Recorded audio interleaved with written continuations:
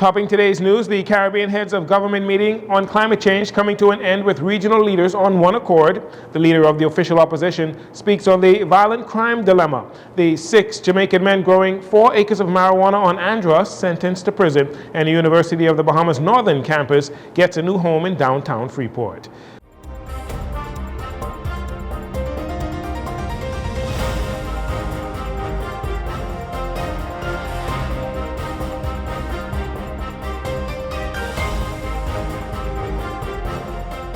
Good evening, Bahamas. I'm Jcn Saunders. This is your JCN Evening News. Thanks for joining us. Now that the Commonwealth heads of government meeting in preparation for COP27 in Egypt has ended, the prime ministers of the region are planning the next steps in order to combat climate change and have our collective voices to be heard on the global stage. Our Destiny Johnson has more on this story. The first regional heads of government meeting is now in the history books. The 2-day summit was hosted by the Bahamas government in preparation for the United Nations Conference of the Parties, also known as COP27 in Egypt later this year. During the closing ceremony Wednesday evening at the Bahama Convention Center, Prime Minister Philip Davis outlined the next steps as COP27 nears and the potential considerations for the region. Firstly, a draft summary of these proceedings, which will be no more than 3 to 4 pages long, is currently being prepared in collaboration with the UNFCCC Secretariat. This draft summary of proceedings should be ready for circulation to your governments before the end of the week. Additionally, I look forward from the chair's note that we, as a region, are able to echo key positions going into the UN General Assembly and other key high-level meetings in the lead up to COP27.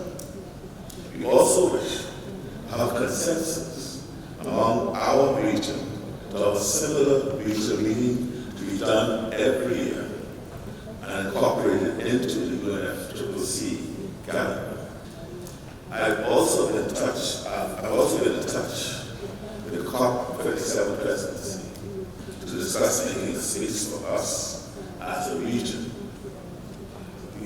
to highlight and advance further actions and ideas that came out of this meeting at COP27. I look forward to your collaboration in this matter. During a closing out press conference last evening, Caribbean leaders unified their voices calling for compensation for relief efforts as regional leaders agree that developed countries are causing environmental harm. Included in that clarion call were Prime Minister Davis along with Barbados Prime Minister Mia Mottley, Grenadian Prime Minister Decon Mitchell, and Dominican Prime Minister Roosevelt Skerritt. Grenadian Prime Minister Mitchell says the call was made clear as a result of the conference. But I think there are a couple of things that are quite clear coming out of this conference. I think we are resolute in our collective desire to advocate for ensuring that justice is done. I think the issue of climate change has gone beyond that of a moral issue, but it's a justiciable issue. And I think as islands that have borne the brunt of the proven loss and damage arising from the greenhouse gases, that we are entitled to compensation. I think 3 of us on this table have a legal background, and so you probably understand why compensation for loss and damage is dear to us. So I certainly want to assure citizens of the Caribbean that we intend to fight. We intend to advocate, and we intend to do everything in our collective and individual power to ensure that our rights and our right to live a quality of life that is deserving is maintained and promoted. Dominican Prime Minister Skerritt urges the entire region to recognize that the climate crisis is not just a fight for the government, it is a fight for survival of all who reside in these countries. And so I want us in the Caribbean to understand that this should not be seen as only a government fight. And that is the issue in the Caribbean. We leave this only to governments to fight. We need the unions, we need the churches, we need the media, we need the opposition parties, we need civil society, we need all of us to join forces with the government to fight, because we are fighting for survival. And every time a COP conference comes up, I feel that I should not go or we should boycott it. But something tells me we should not boycott it. We have to go and let our voices be heard, because our forebears who fought for independence and emancipation, had they given up, where would we be today? And their children died for our independence and emancipation. And therefore we have a duty and an obligation to fight for the survival of future generations. For Jcn News, I'm Destiny Johnson. Thanks for that report, Destiny. With the regional Caribbean heads of government meeting in preparation for COP27 now in the books, many people are asking what next. Explaining the process in layman's terms, Press Secretary in the Office of the Prime Minister, Clint Watson, says this will heighten the Bahamas' position globally, and that the main goal is for Caribbean leaders to walk into COP27 in Egypt with one voice ready to take action. And so what we're doing now is solidifying this block, bringing people together and saying, let's all talk about what we need to do, speak with one voice, so when the Caribbean speaks at COP27, the world listen. Not only listen, but they take action. So this is about developing a plan. What do we need to see done? What do we need? What funding do we need? How do we access it? So that we all have all of our ducks in a row, that when we go to the world, we know what we want, we know how we should be getting it, and we know how it can help and what it can do for our country. So that's what this conference really does. It's bringing together the players, the heads of governments, their technical staff, and talking about what do we all need to do as a region and what is a message we need to be sending, so that we leave out of here this week with one voice, one message, and it brings us that much closer to getting access to the billions and trillions of dollars, I should say, in funding the countries have said they will put aside for climate change. Last week, the United States Senate approved a $30 billion bill to fight climate change, among other things. And Australia just passed a bill on August 4th to set in legislation their greenhouse gas emissions reduction targets with regular statements on their achievements and targets. Mr. Watson says the government is tired of promises and he is happy to see action, but is adamant that time is not on our side here in the Caribbean. Australia did it, the United States did it. They're now put in place legislation, which says that we are now going to be binded by law to take action. That's a good thing, because that means it's now in a law that you must do this, you must do that. So that's a good first step going into COP27. The next move will be obviously to explain the seriousness of acting now. Countries feel that they can say we make these pledges and not make good on it and everything will be fine. But you're now saying because of Dorian, the time is against us. We're now introducing a new element to this whole equation called time. And that is, we can't wait for another conference for you to say we're going to pledge. You have to act now, because we're in the hurricane season now. And before this season is over, Lord forbid, we could be facing another deadly storm. So time is a new element that we're introducing into this equation that says you must now act. And you must now begin to put action and not just make pledges. We don't have the time we had before. It's impacting us now. We're seeing the adverse effects of it now. Therefore, we need funding to fight it now. Again, the United Nations Climate Change Conference, known as COP27, is set to take place in Egypt on November 6th to the 18th, 2022. Meantime, Love 97 News had an opportunity to speak with the family and friends of young Omar Davis Jr., who are mourning today the life that they say has been cut short too soon. Omar was 1 week shy of returning to the United States to complete an accounting internship at Deloitte & Touche in Atlanta. Davis's aunt, Shanice Ramming, says her nephew was a jovial person, one who she could always depend on. Lively, the life of the party. Love to make jokes, love to crack jokes, like to help people. Because anybody, I say, Ma, I need you to help somebody. Say, Auntie Mary, you always volunteer, like help the people, and you can't help nobody. I say, yeah, you just use my nephew, who's a good boy. The family says they last heard from Omar Jr. around 11 a.m. on Monday, and according to his aunt, he was going to get food for his uncle. After not hearing from him for several hours, they became worried. This resulted in the family searching for him. The search ended with the discovery made by the Royal Bahamas Police Force of a male body found in the trunk of a black Honda Fit in bushy areas on 6th Terrace, Centerville. Police say 4 men are in police custody in connection with this incident. According to Ms. Ramming, the discovery of the suspects was made by the tracking of Davis's cell phone. Ms. Ramming has this much to say to those responsible for her nephew's death. Apple, you could track your phone again. Find my iPhone. Or find my iPhone. I think that's how they get to find out where the people who are saying that to find my iPhone. The Lord will prevail. The Lord will do justice. Because he killed Omar, and Omar was a nice boy. So he get his time in heaven. Just in heaven, the Lord will deal with him in his own way. Because you can't sleep when you do things like that to people, you know. How do you sleep? How? It's so hard to sleep. If I upset, I can't sleep. So how did you kill somebody and could try to sleep? It's so wrong. And if he say something you didn't like, then you didn't have to kill him. You could have just let him walk away.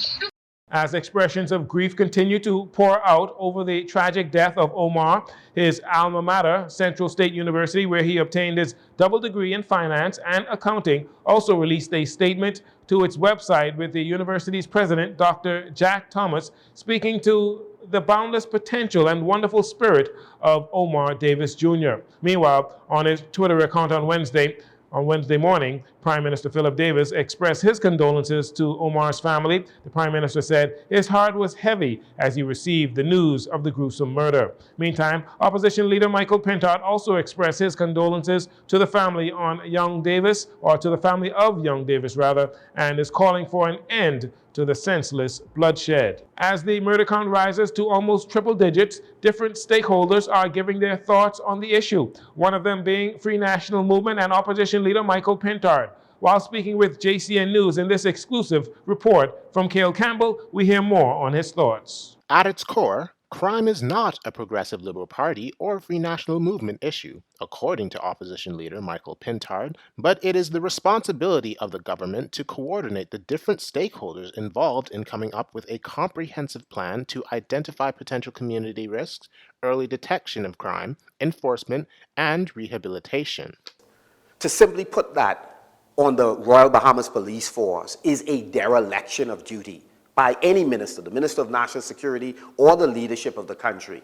That is essentially a function of the government, as forecasted in the Blueprint for Change. So the government is unable to run away from the mammoth responsibility that they have. The opposition has pledged to work in tandem with the government and other stakeholders to help address this issue. His comments come in response to being asked about the current PLP administration accusing the opposition of politicizing the issue of crime in the country as it mounts, with the current murder count being 88, with that number projected to reach triple digits by the end of the year. There are things that can be done by government on the prevention side. What is also true is that there's a need for more funding for a lot of the non-governmental organizations that are on the front line every day interrupting violence. And so if we're serious about hiring real consultants who could make a difference, then hire the people who've been doing this work consistently for years, who are in our communities, who have influence, who are recognized by those guys who are terrorizing the street as somebody they're prepared to pause and listen to. The opposition leader goes on to say that it is their belief that with more recreational, sporting, and cultural facilities, as well as initiatives in over-the-hill communities and throughout the Family Islands, the benefits from the talent and opportunities for higher education created for young people will be felt by the community at large, as well as build a sense of camaraderie and community spirit in those young people. Mr. Pentard says more funding needs to go towards such efforts. There are warnings, there are interventions and rescue, etc. And on the back end, there are things that we do. We are in a hurricane of violence in the Commonwealth of the Bahamas, and we don't hear the early warning system from this government. We don't see the level of urgent attempt to address issues in the communities across this country. We do not sense that the government appreciates the gravity of this problem. That's where we are concerned. Speaking on the social aspect underlying matters of crime, Mr. Pintard says those working full-time on the front lines are unable to find resources to do the required work to reduce the carnage and bloodshed in homes and on the streets. The opposition leader makes a correlation with how the government prepares for a hurricane by sending out early warnings as preparation begins early, comparing this with the crime situation in the Bahamas. When the Minister of National Security responds to a call for urgent action by identifying the National Development Plan, it is a red herring. It is a deflection. It is a distraction. Right now, in communities that you and I know well, there are conflicts that exist and conflicts that are emerging and homicides that are taking place. What is required is a series of programs, some of which have been documented in the National Youth Report from years ago, have been documented by any number of studies that have been conducted by various government agencies. We need implementation now. When asked about the National Development Plan that National Security Minister Wayne Munroe says has been in place since the last Christie administration in 2017, noting that it was not followed by the succeeding Minnis administration, though it was agreed upon by both parties in its formation, Mr. Pintard says bringing up the NDP in response to a call for urgent action is a deflection. The opposition leader says he's challenging the government to work with the agencies that have been on the front lines, that have been calling for a crime commission made up of stakeholders in the matter of crime, adding that the opposition is prepared to work with the government on these issues.